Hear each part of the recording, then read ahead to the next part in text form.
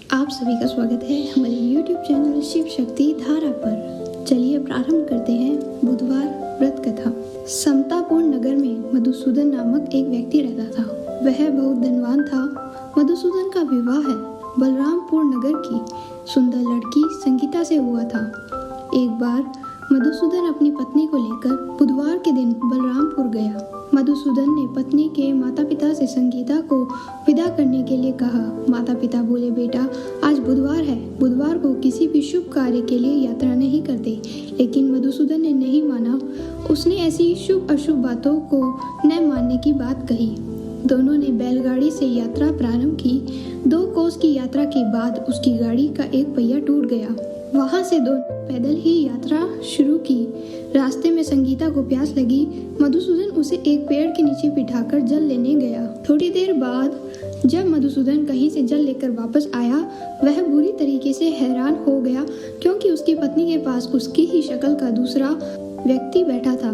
संगीता भी मधुसूदन को देखकर हैरान हो गई। वह दोनों में कोई अंतर नहीं कर पाई। मधुसूदन ने उस व्यक्ति से पूछा, तुम कौन हो और मेरी पत्नी के पास क्यों बैठे हो?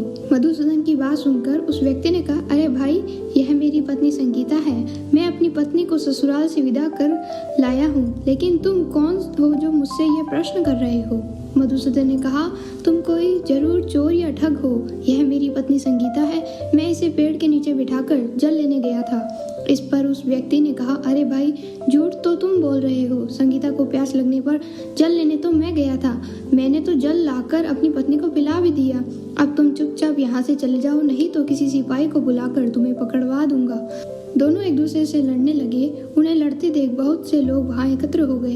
नगर में कुछ सिपाही भी वहां आ गए। सिपाही उन दोनों को पकड़कर राजा के पास ले गए। सारी कहानी सुनकर राजा भी कोई निर्णय नहीं कर पाया। संगीता भी उन दोनों में अपने वास्तविक पति को नहीं पहचान पाई।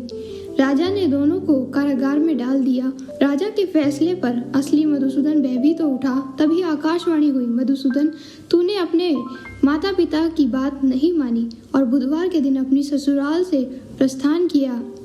यह सब भगवान बुद्ध देव का प्रकोप हो रहा है। मधुसूदन ने भगवान बुद्ध देव से प्रार्थना की कि हे भगवान बुद्धदेव, मुझे क्षमा कीजिए। मुझसे बहुत बड़ी गलती हो गई। भविष्य में अब कभी बुधवार के दिन यात्रा नहीं करूंगा। सदैव बुधवार का व्रत किया करूंगा। मधुसूदन के प्रार्थना करने से भगवान बुद्ध देव ने उसे क्षमा कर दिया। तभी दूसरा व्यक्ति राजा के सामने से गायब हो गया। राजा और दूसरे लोग इस चमत्कार को देख हैरान हो गए।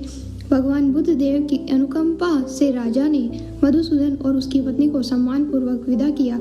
कुछ दूर चलने पर रास्ते में उन्हें बैलगाड़ी मिली।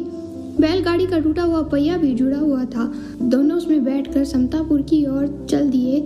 मधुसूदन और उसकी पत्नी संगीता दोनों बुधवार का व्रत करते हुए आनंद पूर्वक जीवन यापन करने लगे। इस तरह भगवान बुद्ध देव की कृपा से उनके यहाँ खुशियां बरसने लगी।